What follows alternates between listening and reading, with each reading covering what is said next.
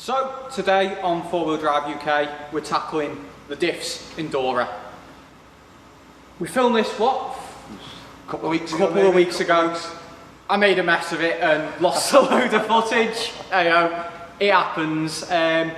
So you'll notice we're wearing different clothes. Dora's in a different position. We've had a chance to test them. Yes, and they did well. They did well. So we'll cut to that now. We'll show you how we fitted the Ashcroft Diffs. And that's it. Anything for you to add? No, I think just enjoy. Enjoy. Right. We'll see you again soon. See you soon. Take care.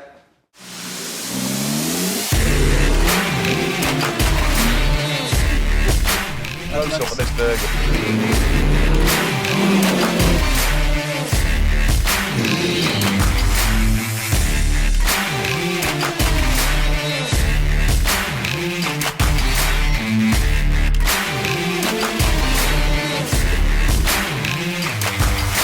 That's a folded joint in there normally.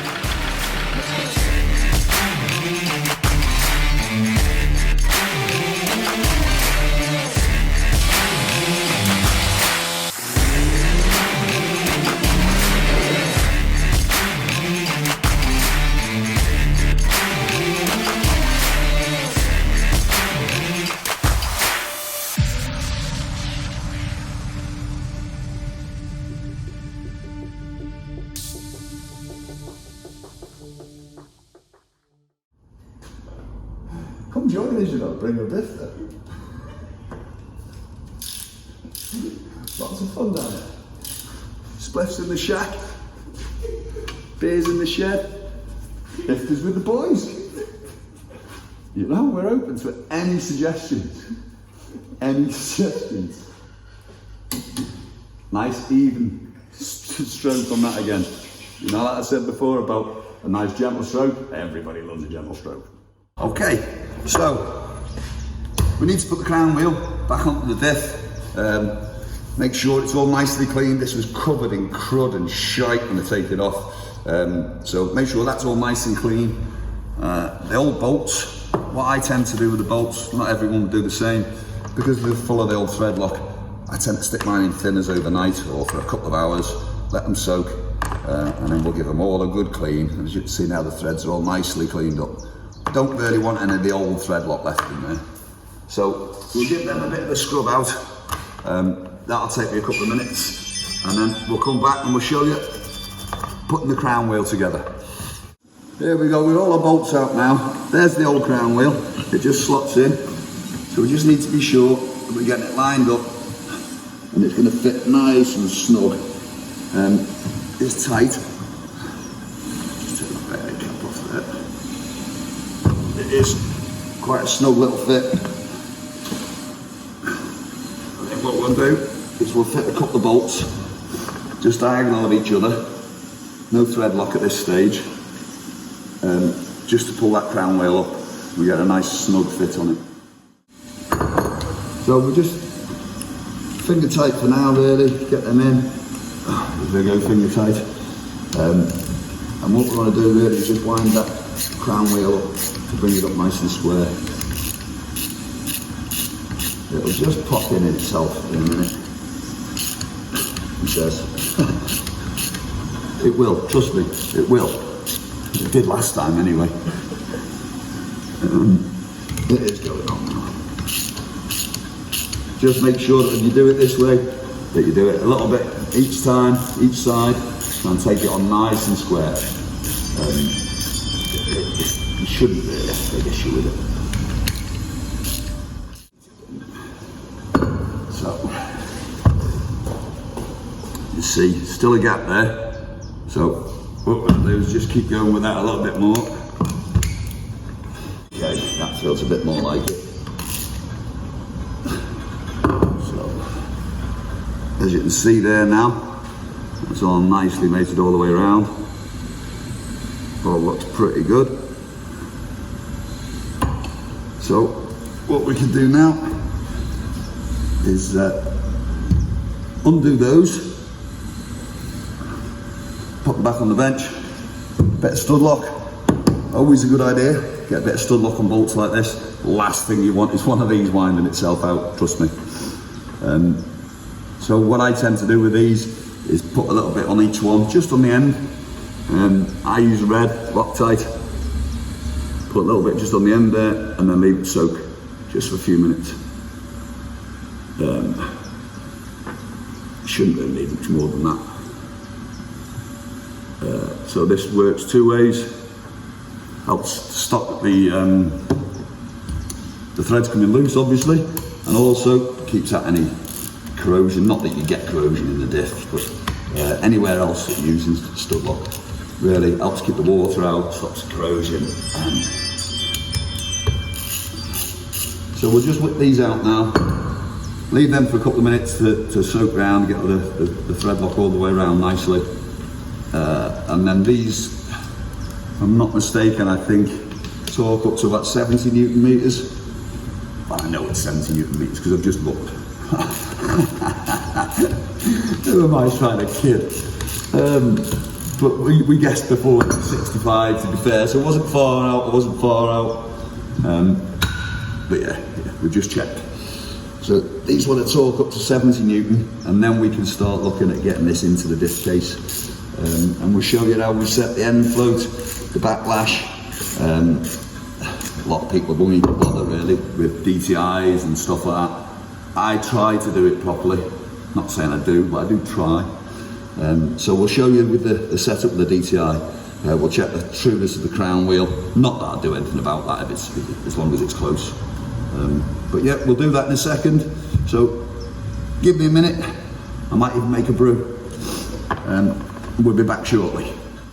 Okay, so bolts have been soaking there for a little while. As you can see there, I don't know whether you can see that. It's nicely all the way around the ends of the threads. So we know we get nice coverage in there. So just nicely, that's all we need really. Don't need a great deal. I've seen put f***ing gallons of it on. Doesn't work. Just makes a mess. So we pop all those in. I'm sure Connor will speed this a little bit up, you know. Connor, by the way, is doing all the filming. Winch Clothing. Good job he's doing the filming, because I'm useless. But anyway, I'm sure he'll speed all this bit up so you don't have to watch all this bit. What I'm going to do is just whiz these down with the gun now.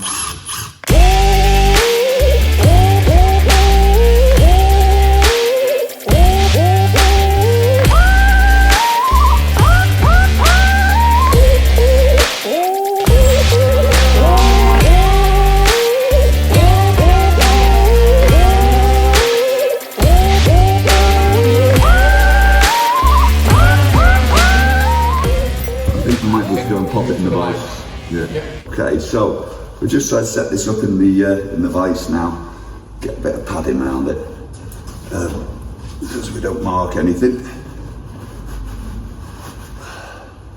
And let's see if we can get these torqued up.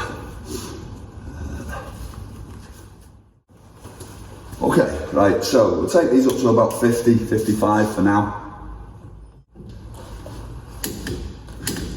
One. I struggle getting these to 70. There's two.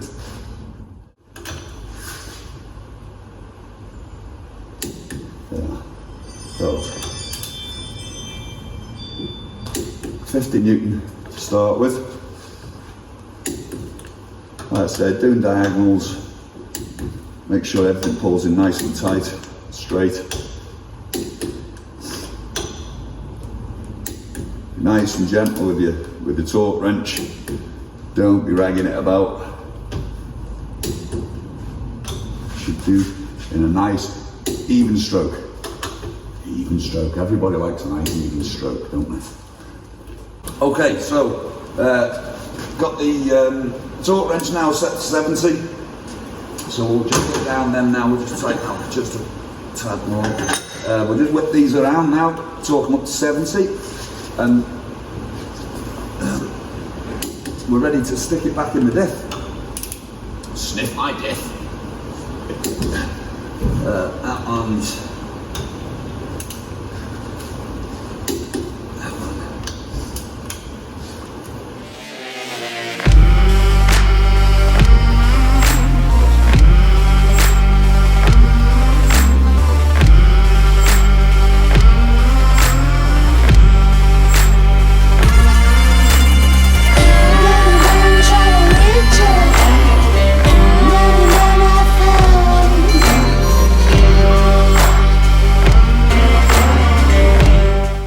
so that's our crown wheel fitted.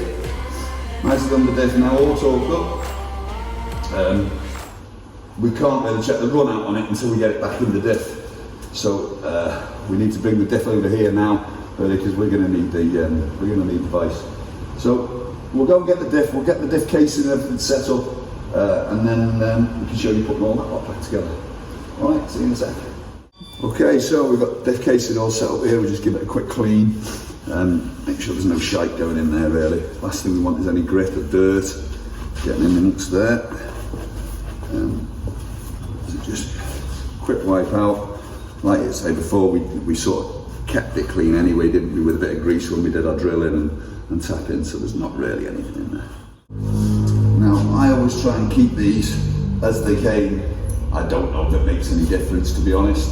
I'm sure they're all machined to the same tolerances, but I do always try. If it comes, because these were pressed on at Ashcroft, I didn't press these on. So I always try and keep that race, that cut with that bearing. I don't know if it really makes a difference, you know, if I'm just being a bit anal. Okay, so we can now put the diff in there.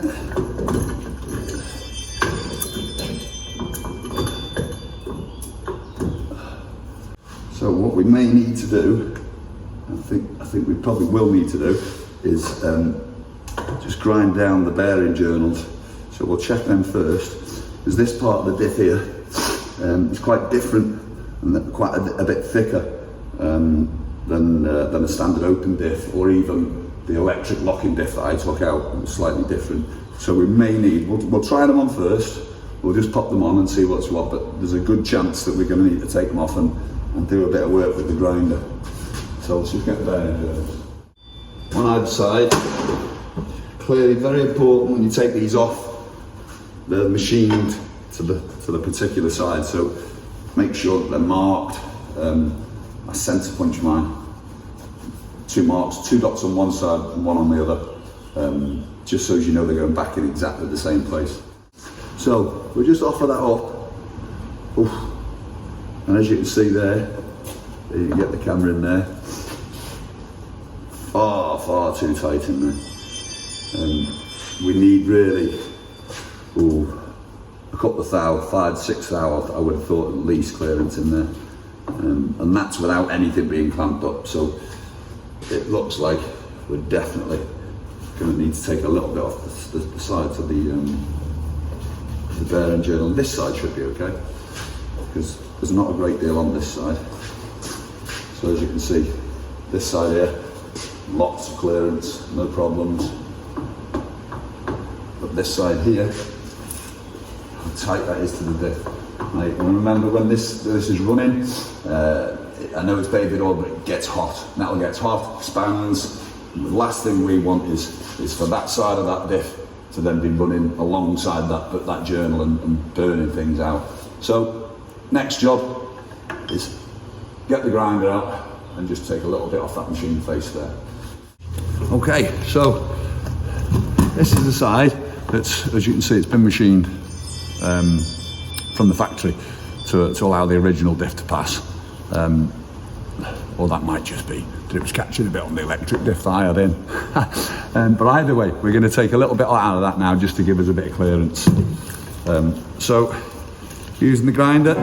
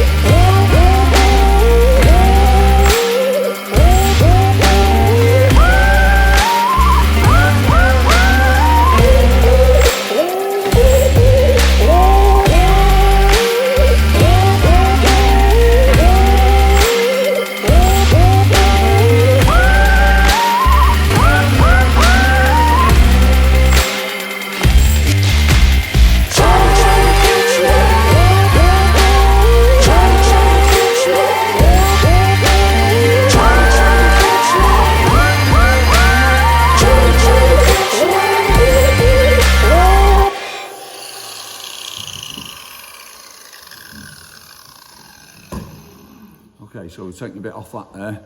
Don't want to take too much all at once. So what we'll do now is we'll pop that down to the casing and just see if that's a nicer fit. Get a feeling we'll probably have to take a little bit more, to be honest. But we'll go and try.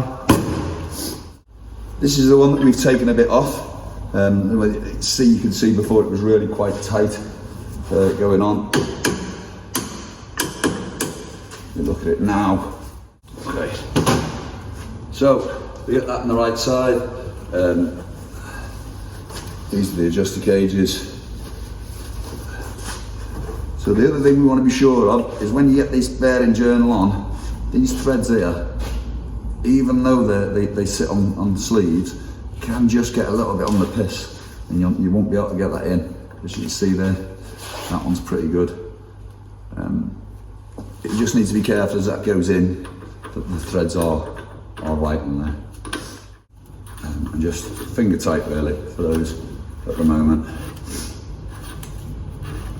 What we want to do now is just sort of get everything sat in nicely. Bring those bearings into the races. Again, making sure that everything's kept nice and clean as it goes back in. You don't want bits of shite and dirt in there. Not a good idea. That's in, threads are all lined up. We'll do it properly, eh? We'll do it how it should be done. I would say in the manual if I had one. Oh dear, there are only bits in that. It's just bits in that. You know, how difficult can it be? Right, okay, so we've got those in. What we need to do now really is torque these down before we sort of push any more together really. So I think these torque down to about 90 Newton meters. What we'll do is we'll torque them down and we'll try and take out end float, which is on the bearing. We don't really want any movement on the bearing. I don't think we've really got a lot anyway, but we'll just have a quick go at that. Did you thread lock them? No, I'm not going to thread lock them at the moment because I'm going to take them out again. What I want to do for now is just check that when we get it all torqued down, for one, that we've still got a decent gap this side because everything can move a little bit. And I want to just check and see what sort of, make sure we haven't got any end float that way. See, there's none there now. Maybe a tiny bit. What we're looking for, again, this is me, okay? I could be slightly wrong, I could be massively wrong, but it worked for me last time. Okay, so what I'm looking for here is zero end float on the bearings. So you don't really want any movement side to side on that bearing, which is pretty good really at the moment, and then we can look at setting backlash afterwards. So I just want to tighten these down, nips everything up, everything where it should be. The last thing you want to do is thread lock it all in, realise that something's not quite right, you've got to take it out again. And then it means cleaning all the thread lock again. Wow, boring bastard, isn't it, you know? Different socket. Right, so we'll go for 70 to start with because that's what we're set at. So they're both sides of the journal, nice and smooth.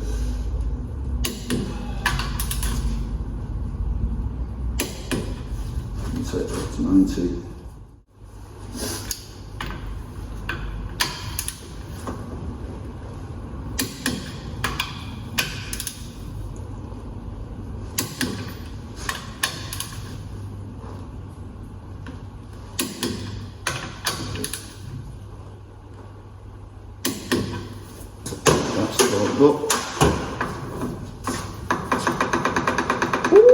Backlash. All we want to check for now really, that there's not a great deal of end flow. And I can feel just the slightest bit of movement there, where we're trying to push the crown wheel that way. So backlash will be checking by turning the wheel that way. What I'm looking for now is the end float, which is side to side. And there doesn't seem to be a great deal there, which is pretty good. So what we can do now, yeah, that's pretty good. Pretty good. So what we can do now, take these out again. We'll thread lock them. We'll stick our P-bracket in here to lock that up.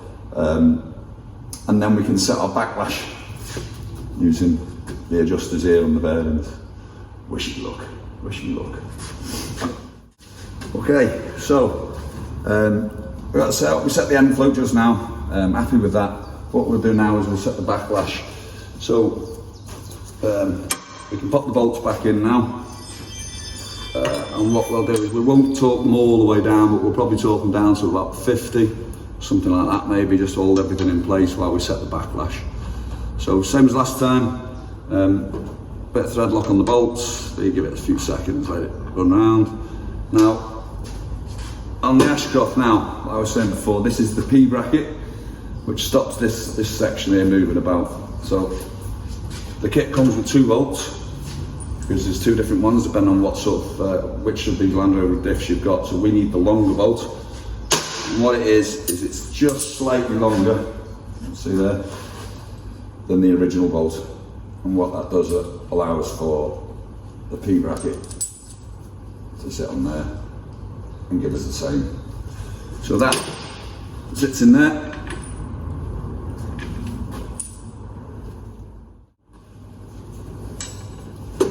Okay, so we get these down to about 50 I think now, just hold everything in place. We'll do the final torque up after we've got all the backlash set.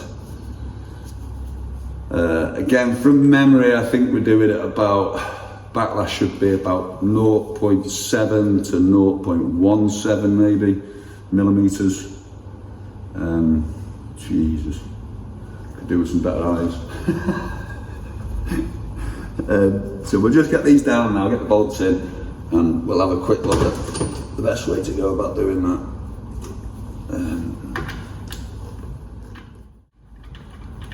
Josh has popped in, by the way. Say hello. In the back there. Give us some advice. Have you got some better eyes to see the detail? So when we set this backlash on these Land Rover diffs, as you know, Land Rovers being Land Rovers, there's a massive tolerance. So we've got your backlash at, like I said before, 0.7 to 0.17.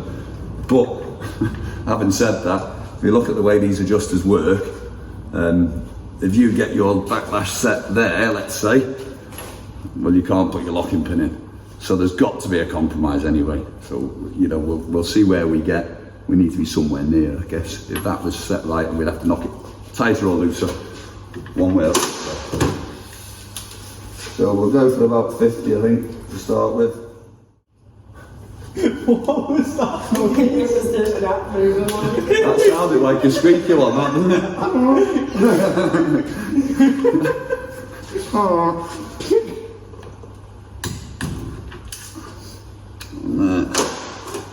Remember, nice gentle stroke. Everybody likes a gentle stroke.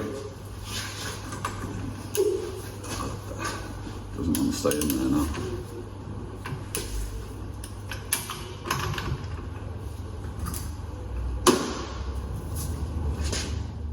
Right, you got it there. Did that move in or? No, that's sound, that. Josh to the rescue there, look.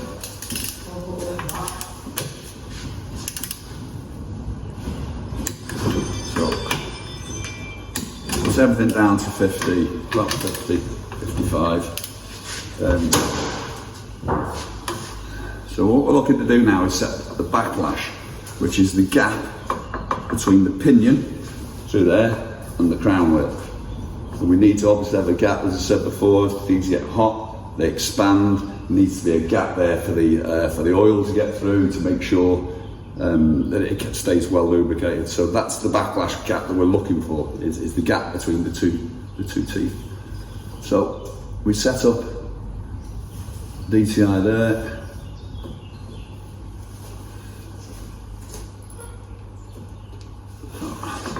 Now the trick here is to make sure that the pinion doesn't move which is a bit of a mare.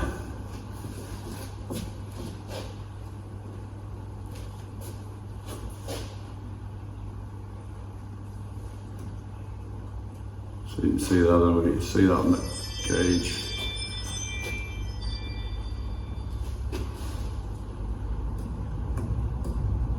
So there's the backlash there. There we've got 0 to 3, so that's like 0.3, which is far too much. So what we need to do now is start on this side, is we take that there and carry it in, and that should, in theory, reduce the backlash. So let's try that again.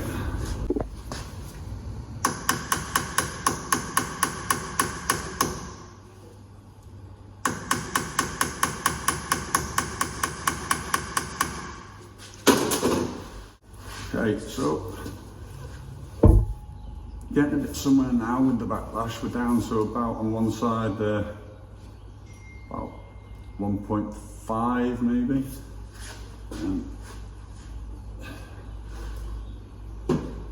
So you might just be able to hear.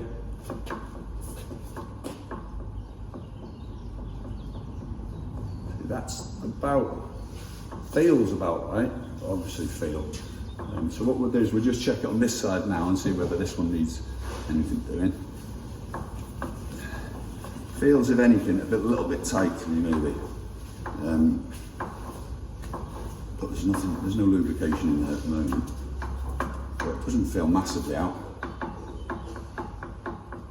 We're just a little bit high on the bit on this other side now.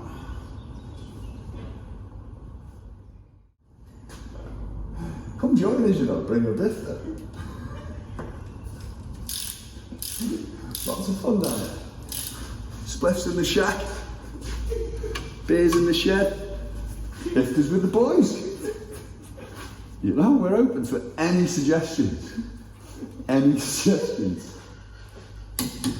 Nice even stroke on that again. You know, like I said before about a nice gentle stroke, everybody loves a gentle stroke. There you go. Clipping up nicely. What are you laughing at, Josh? It's a very serious matter, you know. Dora's diffs.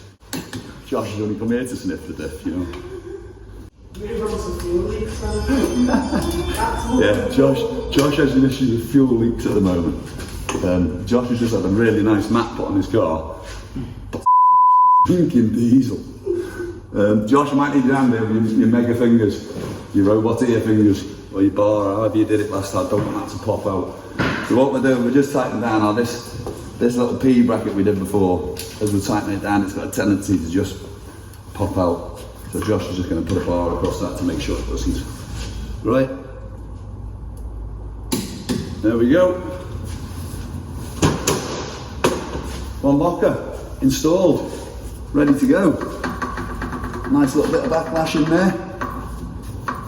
Feels okay to me. I think that's ready to go back in the car pretty much. Well, need to pack it up obviously. I'll have to have a look at the instructions, but I've not done that before. So we'll cut to that and we'll come back once I've read the instructions. Let's find the instructions now. Right, so we'll get the airline and everything into it now. All the bits and pieces here come with the kit. Big up to Ashcroft, eh? Instructions are a bit f***ing useless, but all the bits are there. So, elbow first. This goes into here. This is the air feed for the locker itself. So that just screws straight in. There's an O-ring. I didn't show you really. There's an O-ring on the bottom of that. Okay, so no need for any PTFEs or anything like that. That should screw nicely in. Make sure it's pointed in the correct direction.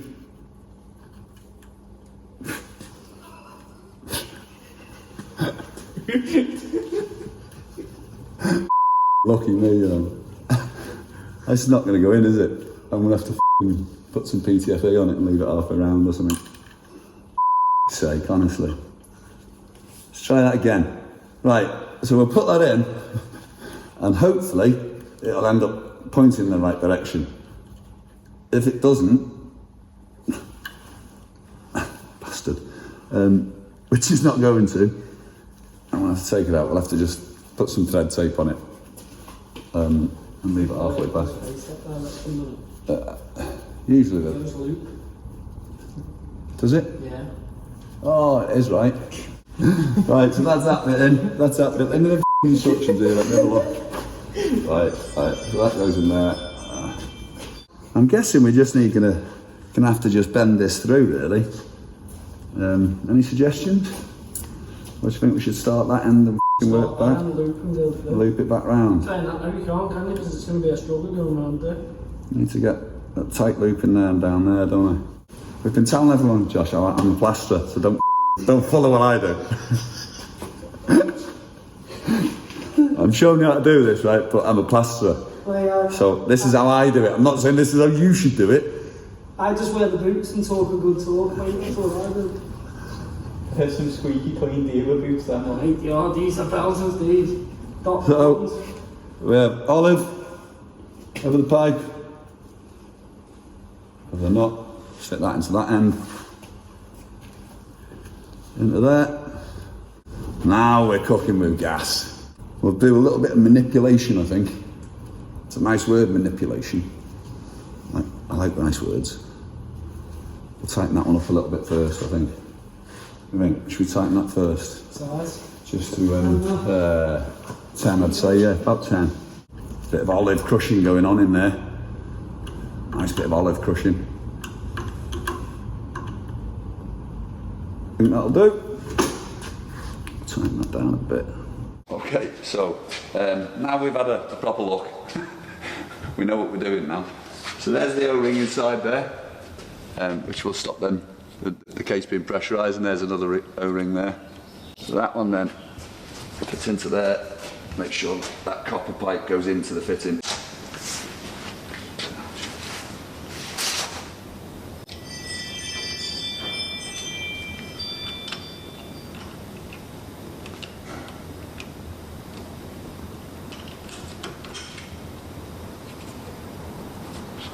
Make sure that that pipe does stay inside the tin. You can feel, you keep your hand on there, I can feel that's actually gone inside now.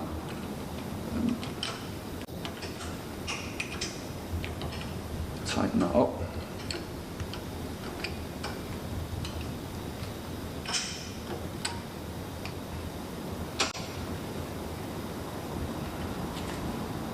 And that is pretty much the Ashcroft locker installed and ready to go, I reckon. So that's now ready to go back into the rear axle.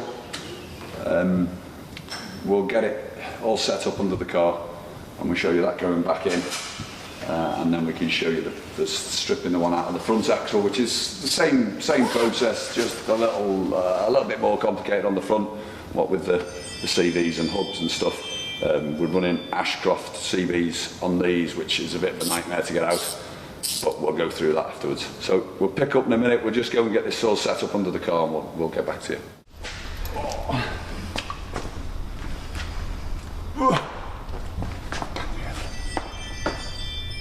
So just lifted the diff back in. Josh, because he's hard, he's got no gloves in. Banger driver in. Outside. How many other doors? I don't know what the torque settings are for this, I'll be honest. That's the torque setting for this. It's not going anywhere, as long as it's tight. So we're not going to bother with the torque setting. Shh. Just leave the top two out, yeah? One. Yeah. Locked, yeah? Yeah. Oh yeah, clear that lock.